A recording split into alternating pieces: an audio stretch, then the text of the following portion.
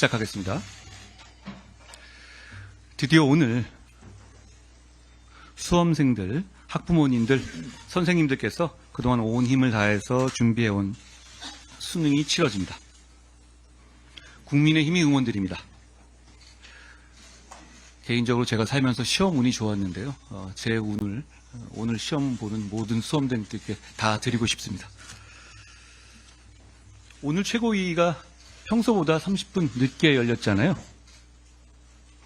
수능 보러 가시는 교통에 조금이나마 도움이 될까 해서였습니다. 사실 이렇게 30분 조정하는 게 뭐 큰 영향이나 있겠습니까? 저희가 숫자가 많지도 않은데. 그런데 우리 국민 모두의 마음이 사실 이렇습니다. 출근 시간 조정하면서 마음으로 응원하는 거죠. 우리도 대부분 예전에 한 번씩 수험생이었고 또 수험생을 둔 학부모였기 때문에 그 마음을 너무 잘 아니까요. 제가 민주당의 판사겁박 무력 시위를 우리 수험생들 시험 보는 날만이라도 하지 말아달라고 여러 차례 간곡히 말씀드렸습니다. 그런데 보도를 보면요, 오히려 그날 판사겁박 무력 시위의 규모를 더 키워보겠다고 합니다. 민주당께 말씀드리고 싶은 건요, 굳이 수험생들이 인생을 걸고 시험 보는 그날 그렇게 시끄럽고 차 막히게 해야 직성이 풀리시겠습니까? 다들 예민할 때 아닙니까? 우리 해봐서 알잖아요. 시험 보는 그날만이라도 판사겁박 무력 시위 취소하십시오.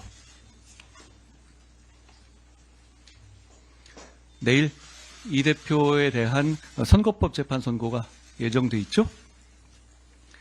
선거법 재판 선고를 앞두고 민주당에서는 또 해결망측한 얘기를 하더라고요.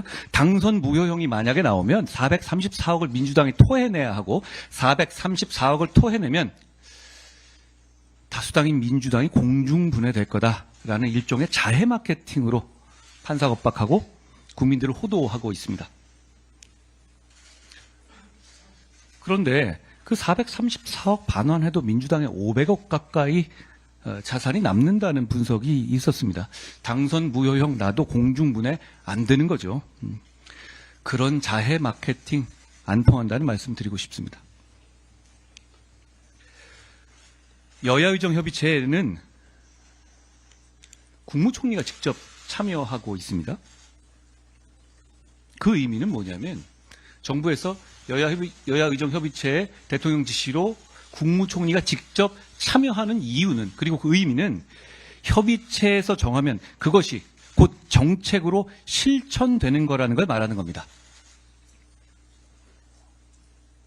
여야의정협의체가 지금 국민들이 불안해하는 의료 상황에 대한 해결책이다. 어쩌면 유일한 해결 방안이라는 것을 말하는 것이기도 합니다.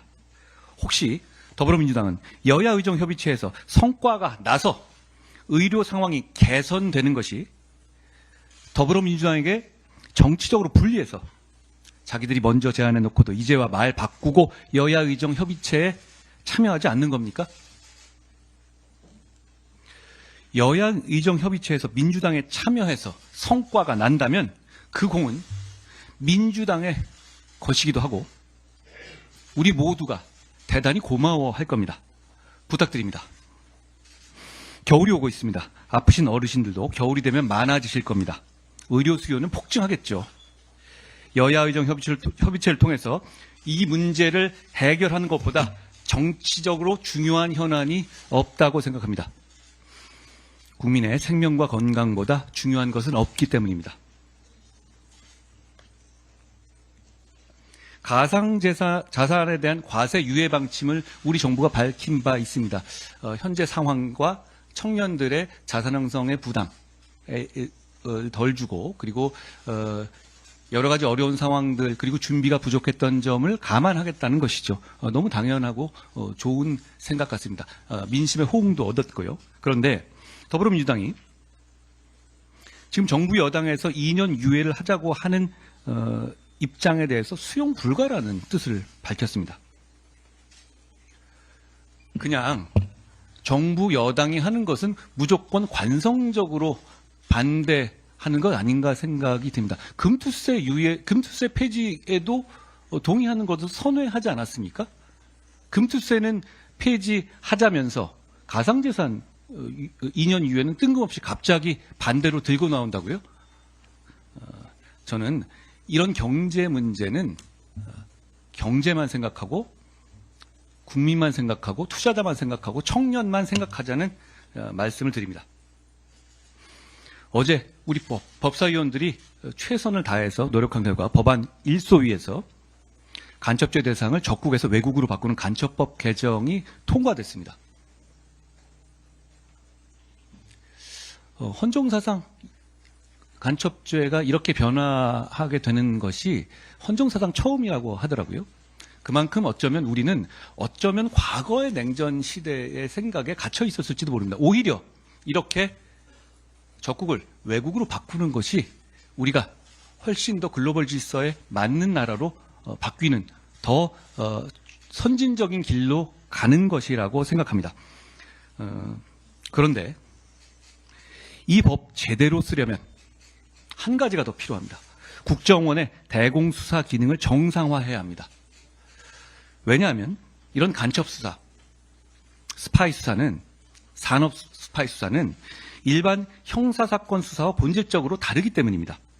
이건 검찰, 경찰이 특화되어 있는 수사라기보다 정보 영역에 가깝기 때문입니다.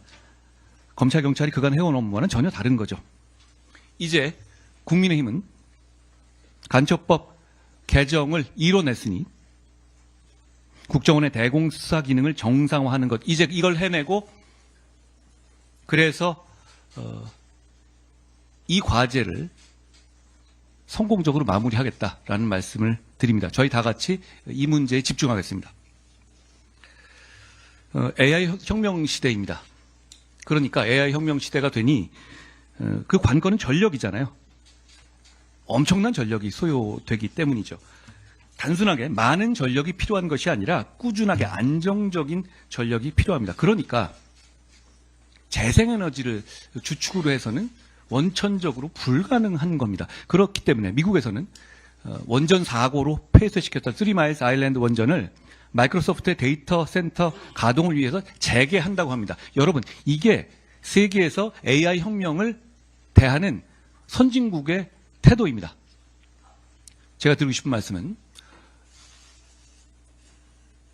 지난 더불어민주당 정권에서의 탈원전 정책은 이념적으로도 틀렸는데다가 실질적으로도 그리고 시대적으로도 완전히 틀렸습니다.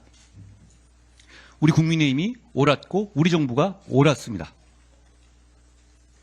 도발적인 말이지만 재생에너지를 주력으로는 AI 산업에 필요한 전력을 감당 못하죠. 변동성이 심하기 때문입니다. 그래서 지금은 세계가 이재명 대표가 그렇게 좋아했던 아리백의 환상에서 벗어나고 있습니다. 우리도 그래야 합니다. 탈원전했던 나라들 독일, 대만, 지금 심각한 전력 문제로 AI 혁명 문턱에서 발만 동동 구르고 있습니다. TSMC는 대만의 비싼 전기요금과 잦은 정전에 대해서 토로하고 있습니다. 독일 전기요금은 정말 살인적이 돼서 폭스바겐도 마스프도 독일을 떠나려고 합니다. 우리가 탈원전 정책을 제때 늦지 않고 폐기하지 않았다면 우리도 마찬가지였을 겁니다. 너무 다행스러운 일이고 정책의 성공이다라고 자신 있게 말씀드릴 수 있습니다. 더불어민주당이 역시 이 뜻에 동참하는 것 같습니다. 작년에는 탈원전 원전 예산을 전액 삭감했습니다. 그런데 올해는 원전 예산을 수용했습니다. 더불어민주당도 AI 시대 중요하다 하면서 탈원전하자 이렇게 말할 수는 없었을 것으로 보입니다. 결국 이런 과감한 탈원전 폐기도 금투세 폐지나 간첩법 개정과 마찬가지로 이 나라를 위해서 꼭 필요한 것이었습니다. 이제 이 과제를 더 발전시키기 위해서 고준위 특별법, 반도체 특별법 국민의힘이 반드시 통과시키겠습니다. 결국 정쟁해도 결국 이런 우상향 성장 정책만이 나중에 국민을 위한 정책이었던 것으로 남고 평가될 것이라고 생각합니다. 추서 계급에 따라서 예우와 급여를 제공하는 법률이 여야 합의로 통과될 것으로 보입니다. 역시 우리 국민의힘 의원들께서 최선을 다해 주셨습니다. 국가의 공을 세운 영웅들을 추서에서 높은 계급을 들여놓고 정작 예우는 약 올리듯이 과거의 계급에 맞게 해온 것이 지금까지의 현실이었습니다. 이제 추서한 계급에 맞는 예우를 해드릴 수 있게 됐습니다. 늦었지만 당연한 일입니다. 국민의힘이 하나하나 바로 잡아 나가겠습니다. 고맙습니다.